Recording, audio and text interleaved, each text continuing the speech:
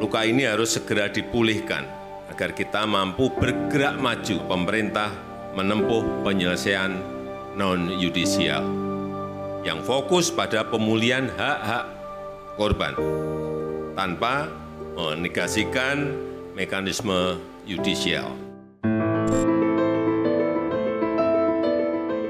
Lahan kosong di pinggiran jalan lintas Medan Banda Aceh ini tampak biasa saja. Hanya terlihat sisa bangunan berupa tangga dan sumur di atasnya. Tempat ini jadi saksi bisu peristiwa kelam pelanggaran HAM berat masa lalu. Tragedi itu terjadi semasa pemberlakuan daerah operasi militer di Aceh tahun 1989 hingga 1998. Negara menyebut peristiwa itu sebagai peristiwa Rumoh Gedong dan Pos Satis, Satuan Taktis dan Strategis Aceh 1989. Hasil penyelidikan Komnas HAM, di Rumoh Gedong terjadi kejahatan terhadap kemanusiaan, kekerasan seksual, perampasan kemerdekaan, hingga pembunuhan. Mereka yang menjadi korban adalah warga yang dituduh menjadi bagian dan simpatisan gerakan Aceh Merdeka. Pada 21 Agustus 1998, 2 pekan setelah status daerah operasi militer Aceh dicabut, Rumoh Gedong dilalap api hingga menyisakan puing bangunan. Target kekejaman di Rumoh Gedong tak mengenal usia. Saifuddin yang saat itu baru berusia 5 tahun dan tak tahu apa-apa, turut menjadi korban kekejaman tentara di Rumoh Gedong. 25 tahun berlalu, ia sesekali mendatangi Rumoh Gedong yang berjarak 8 kilometeran dari rumahnya. Di tempat ini, ia hampir meregang nyawa. Saifuddin mengenang kekejaman yang ia alami dulu.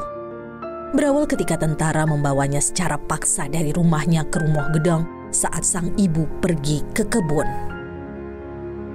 Sampai di Rumah Gedong, langsung ditaruh di atas meja. Di atas meja itu ada mesin kotak, ada kabelnya, itu alat. Terus saya di sini dijepit di pusat berulang-ulang kali, dijepit, lepas, pokoknya sekian lama lah. Terus selesai saya digantung, diikat kaki ke bawah, kaki ke atas, kepala ke bawah, di dekat meja tadi. Terus selesai berapa lama lah, sekitar setengah jam digantung. Terus dibawa keluar, dibawa ke sumur, dipegang di kaki saya, kepala diarahin ke bibir sumur. Diangkat lagi, dibawa ke atas balai. Di atas balai saya dikasih kue dua batang, semacam kue bapia, tapi agak lonjong. Saya genggam tangan kanan satu, kiri satu. Kalau mau makan kayaknya nggak nafsu lagi karena di dalam benak, berarti ini kita udah mau mati lah. Saat itu, Saifuddin disiksa agar ayahnya yang ditahan di tempat yang sama buka mulut. Ayahnya yang seorang guru PNS dituduh tahu pasokan senjata GAM ke PD. Saya disiksa itu di depan bapak, kalau dari cerita bapak. Karena bapak saya waktu itu dipaksa ngaku. Cuman kan ini kata bapak, dipaksa ngaku. Tapi kan kita nggak berbuat, gimana mau ngaku. Kini, lelaki 29 tahun ini meneruskan hidupnya dengan membuka usaha fotokopi. Ayah 2 anak ini butuh waktu bertahun-tahun untuk menghilangkan trauma mendengar nama Rumoh Gedong.